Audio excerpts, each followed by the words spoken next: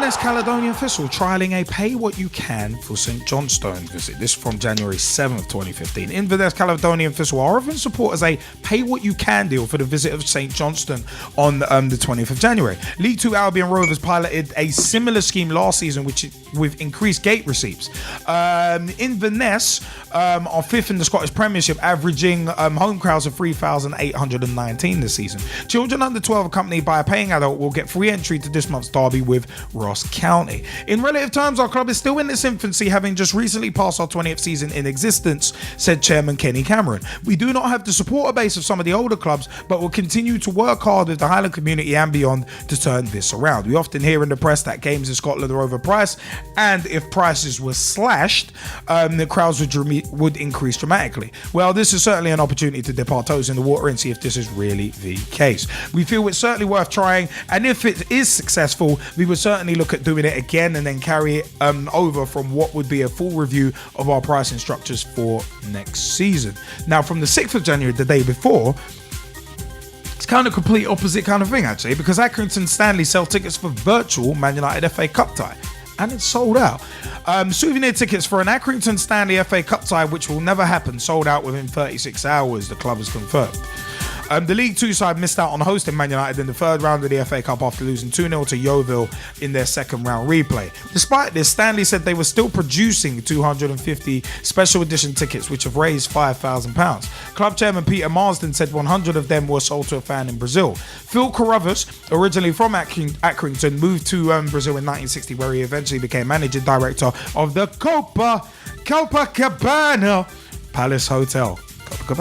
A keen football fan all of his life, Mr. Carruthers said he wanted to watch more than 1,000 games at Brazil's Maracanã Stadium. So, club chairman Peter Marsden said the idea for the limited edition tickets was tongue-in-cheek, but the money generated will be used to help manager John Coleman and his assistant Jimmy Bell strengthen the squad. Thank you to everyone who bought a ticket to the game that never was. To sell out so quickly is no mean achievement. I know it's only £5,000, but it could make all the difference between us to get a player in on loan who can get us to the playoffs, or missing out by a point. Coleman said he hopes Stanley would ultimately get to play the 20-time league winners. Now, for me, one of these is a great idea and one of these is a mug off. Pay what you can, try and pay what you can. That's actually not a bad idea, to be honest, because it's on. I mean, you could get people taking legitimate advantage of it, but at the same time, it gives. If you were to do a pay what you can for, say, 5 games a season, then the increased gate receipts you get because of the cheaper prices, if you're good and if you impress those people, you might be able to hang on to that audience. And that's always the important thing for a football club or any venture, really. I mean, from football clubs to Pitch Talk, the important thing is you want to hang on to your audience. And at the end of the day, I think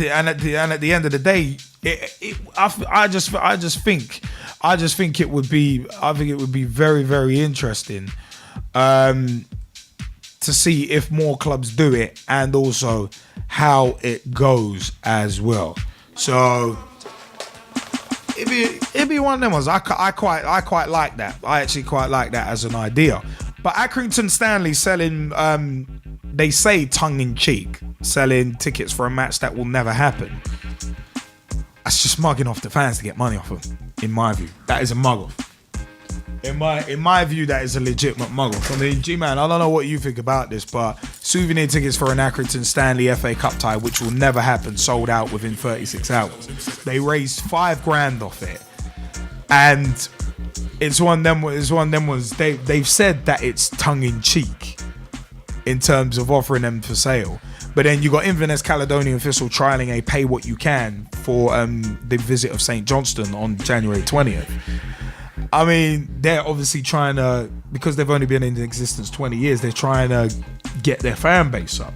Now, I think the Inverness Caledonian Thistle thing is a great idea. Yeah. But I think the Accrington Stanley thing is just a mug off. I think it's a mug off. Selling tickets for a match that ain't gonna happen is taking a mickey, and raising $5,000 That's not on. It's like, yeah, we're gonna use. I think what's it? They said they were actually gonna use it to buy players, and it's like, yeah, it could be all the difference between us being able to get a player in on loan who could get us to the playoffs, or missing out by a point. It's like, but if you want to get that player in, sorry, chairman, but pay out of your own pocket. Don't base it. It's basically a scam. It's basically scamming the fans. In my view, it's basically scamming the fans. It's ludicrous. Yeah, you're selling tickets, souvenir tickets for a match that won't happen and hasn't happened. I don't get how that's possible. That's technically fraudulent advertising. Mm-hmm. But if you've got idiots who are actually willing to buy it, then hell, I've always said, yeah, morons shouldn't have money. So it's one of them ones. If people are stupid enough to buy it, then fine.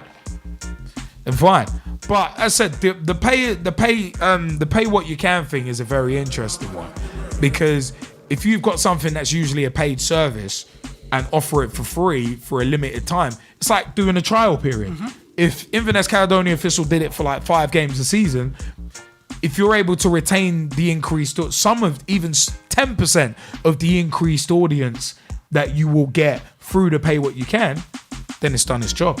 Yeah, no, you know what? That's innovative. Yeah, because like you said, you know, fans will pay honest fans will pay what they feel they should be paying. Yeah, other fans will pay, you know, what they take advantage. Yeah. And then there'll be some fans that will, you know what, pay more, because that's what happens. You've seen it with the bootleg. Well, I hate saying it this way in football terms, but the bootleggers with CDs, and they're selling CDs on the streets. Yeah. You know, there's just pal. You know, you got the ones that would be like, have you got $5 for my CD?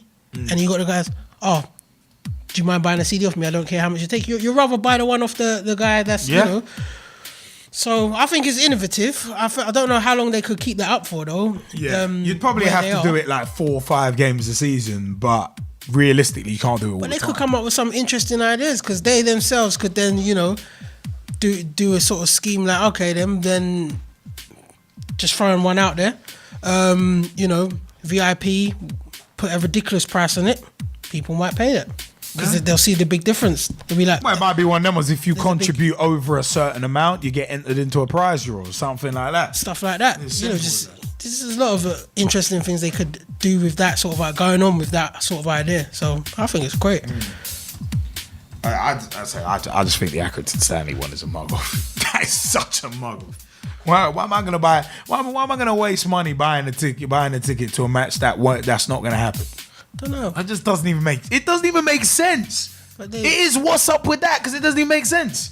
They're taking it into the hip hop frenzy. You get me? You're like Wu-Tang selling a CD for like £200 and everything's £1,000 because they've got unlimited. No, auctioning. Right. Their next album, they want to auction it. Apparently, their next album, they want to auction it. Yeah, and it's only going to be one made. Okay. It's going to be very interesting. For me, it's a case of with the Accrington Stanley one, I think it's a mug off. I'm just thinking, I don't know what the hell's going on here. Wait a minute. But I don't so maybe what they could do. I don't like it at all. That's my view on the Accrington Stanley thing, because it's a mug off to the fans. What they could do is auction a season ticket and see how many fans will bid for it. Just putting it out there. That's not too bad. That's not too bad. Start at £1. Just saying. Do any of the Skypers want to jump in before we just to round us out? Go on, Mike Harneman, have at it, man. Yeah, I just think with the Accrington one, you don't see Luton doing the same thing now that they got knocked out by Cambridge, do you? Like, because obviously the tickets for Cambridge Man U's gone on sale today. You don't see Luton putting out, you know, we're going to do the same thing as Accrington. We're going to give you tickets anyway. Just come down and buy them. You know, you ain't going to watch no football for it, but, you know, it will help the club out. No, of course, and that's the important thing, helping the club out. But at the same time, don't con the fans by selling something, by basically selling tickets for something that's not going to happen. That's just a con off. If you want help with transfers, just ask the fans. We're trying to set up a transfer fund to buy players. But just yeah, they be almost transparent. went bust a couple of years ago as well. They were struggling right at the bottom of League Two for about 4 or 5 seasons, so they probably still got debts to pay as well. I mean, Jamie Bailey, did you want to jump in as well?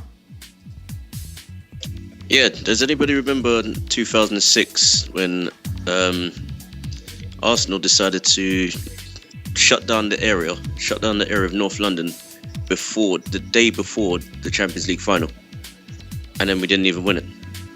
No, I don't remember that. I remember you not winning it, but I don't remember the area. Yeah, I bet you do. Oh yeah, oh wow. No, we the whole of the Islington area around the Emirates was literally shut down, and apparently, obviously the stadium hadn't been built, but around the whole of Highbury, the Emirates, down to Finsbury Park, all the way up to I think it was King's Cross, they literally shut down the entire area for literally just to say, oh, we've beaten Barcelona already. That's your incentive. Go and win it. Next thing you know, we've been beaten 2-1, and I don't know what happened, but the entire area was shut for a couple of days after that final. I was going to say, you got to plan them kind of things in advance, but you got to cancel those plans when stuff doesn't go to plan rather than just letting it happen. That's a muggle. That is affecting a lot of people, by the way, because from Finsbury Park all the way down Caledonian Road, through Caledonian Road, that's a long way. Well, that's the thing. That's what happened. A whole bunch of them. Are you gonna do your Kermit impression? Yeah, I'm making some Lipton for this, but that's not. It's one of them was we shut down North London for a parade, but that's none of my business. Well, I don't know what happened, but it was just for the entire day. Nobody could actually use North London in that area. From I think it was a Wednesday game, so nobody could actually go to the stadium or anything else for work until I think the Friday. But that's it's one of them ones. I mean that is a mad one. But I mean at the end of the day, I mean, not to put too fine a point on it, it's a case of, as I said, I think Accrington are mugging it off, but Inverness, as the Gman said, are innovative.